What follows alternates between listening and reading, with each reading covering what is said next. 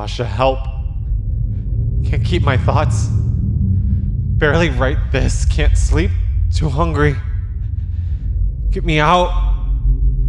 Hungry. Eyes hurt. Sasha. These were some of the final thoughts of Don Carter, a patient at Lake Hill Seattle Hospital infected with the Cordyceps brain fungus, likely before his mind was completely overtaken by the parasite. Pretty horrifying to say the least, but what would happen to you if you were infected, and how long would it take for you to lose all semblance of what makes you, well, you? Would there be any way of fighting the disease, or even just surviving in a world ravaged by it? That's what we'll be exploring in today's video. Hey everybody, it's Jerson here, and you might be surprised to see, well, me. I'm trying out some new content ideas where I get to take a deeper dive into the games and topics that I love, pretty much anything that has a zombie in it. So if this ends up being something that you enjoy and you want to see more of, you can really help me out by hitting that like button down below just by using the hands God gave you. You're already likely familiar with the inspiration for the fungus in the Last of Us universe. It comes from a very real organism known as... name I won't dare try to pronounce, but you can see it on your screen here. Or, more simply known as, the zombie ant fungus.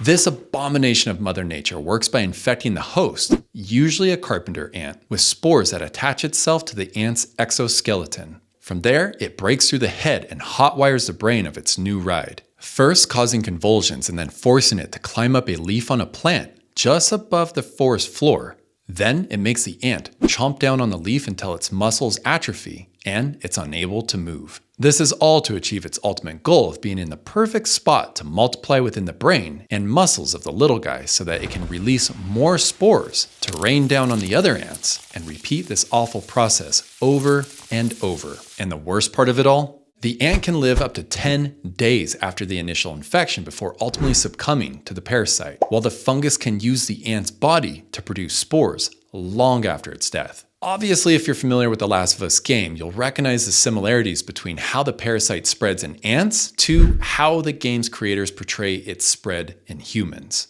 The initial infection is a bit different though. Instead of the spores needing to attach themselves to the host's body, the fungus has to make its way inside before it can propagate, either from the spores being inhaled, being ingested through contaminated crops, or by a bite from an infected host. If you come in contact with it via the first two methods, or receive a small bite somewhere low on the body, like the legs or feet, the good news is you've got a good 12 to 24 hours to make your peace with the world before the Cordyceps fungus takes full control.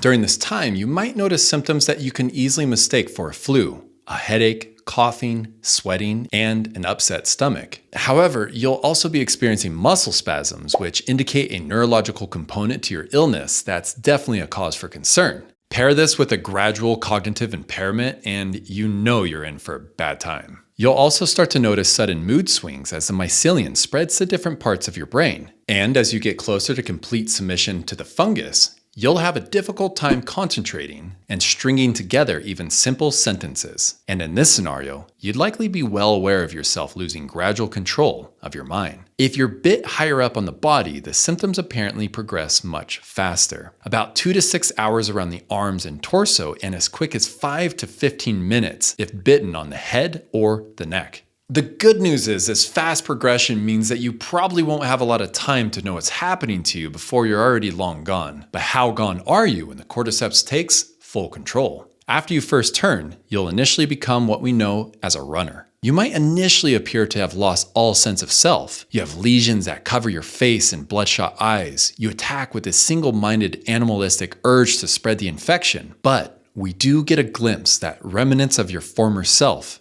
still remain. Certain infected can be heard crying or moaning in pain while feasting or when searching for their next meal. While the mycelium has likely rooted itself into all parts of your brain at this point, the brain itself remains mostly intact. It could be that now that the fungus has hijacked your brain, you sit in the backseat of your own mind, looking on in horror at the atrocities your body is being forced to commit. You might still retain certain memories as well, making turning on your loved ones all the more harrowing, which might explain why these runners cry with such anguish. After about 2 weeks, you'll have progressed into a stalker. Significant fungal growths will now protrude from several parts of your upper body, namely your head and eyes. By this point, it's unlikely that you'd be capable of any higher level cognitive processes, but that doesn't mean you're still not in there somewhere. Even after a year when your brain has almost been completely transformed by the fungus and you've become what we call a clicker, you might still be resisting the infection. Clickers can be seen clawing at the growths coming out of their face and eyes. Whatever you is left at this point only knows the pain and devastation the parasite has wreaked upon your body. On the bright side, at least you won't have to worry about witnessing the horrors around you, since clickers have lost their eyes and rely solely on a kind of crude echolocation from their trademark clicks. Finally, in 5 years' time, you'll have reached the conclusion of this horrid evolution by becoming a bloater. The growths will have spread to all parts of your body, giving you some kind of fungal armor skin with spores attached. Alternatively, if you happen to live somewhere particularly humid, like, say, Seattle, you might see yourself become a shambler. Rather than a hulking brute with some sweet defense stats, you'll instead have spore pustules sprouting from all over your head and shoulders, making it easy to create some infected friends. And hey, if you get particularly close with those friends of yours, after a good 25 or so years, you might be lucky enough to join in an unholy union we call the Rat King.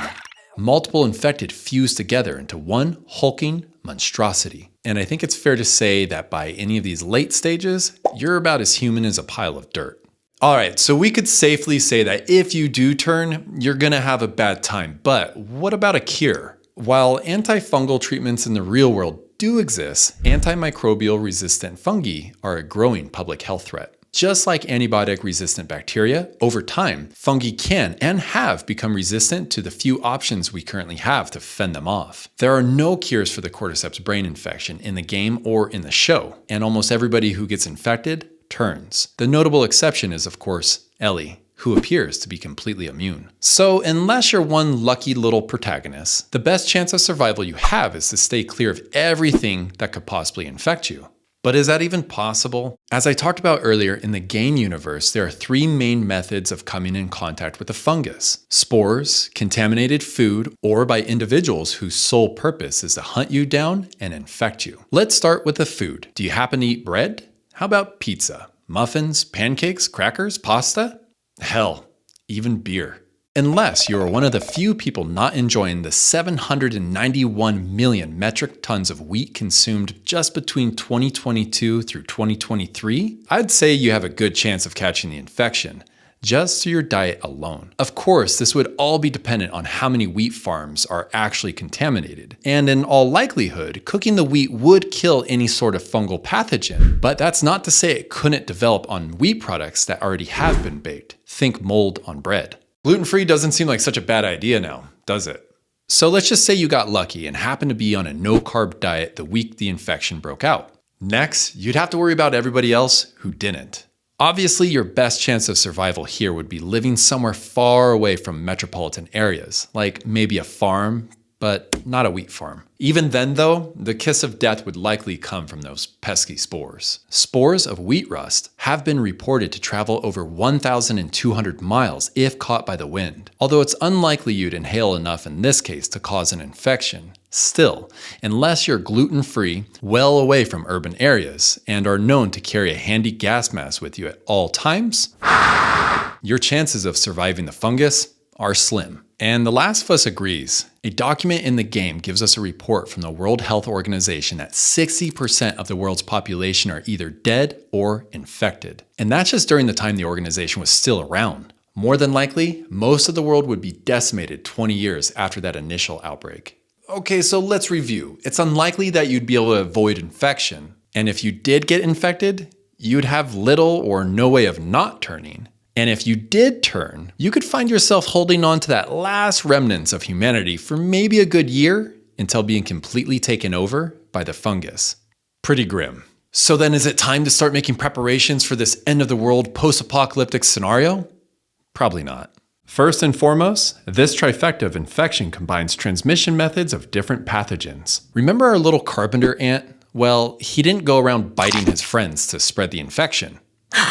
That's more akin to a virus like rabies. Also, we are very different creatures than ants. If it took millions of years of evolution for cordyceps to figure ants out, it would likely take millions more to make the jump to humans. Let's say somehow it did though. Health professionals would likely have a long time to treat or quarantine the infected individual before they climbed up the Empire State Building, bit down on the metal pole, and slowly turned into a fruiting body to spread the spores to unsuspecting citizens below. So while the effects of climate change may have allowed certain funguses to thrive and antimicrobial resistant fungi are on the rise, there are likely far greater threats to humanity than a zombie human fungus. Maybe a zombie virus, or maybe an alien infection from outer space. Let me know in the comments below what world-ending scenario you'd like me to cover next. Also, what would you do if there was an actual outbreak of the Cordyceps brain fungus? Thank you all so much for sticking around until the very end of the video, and until the next one, take care.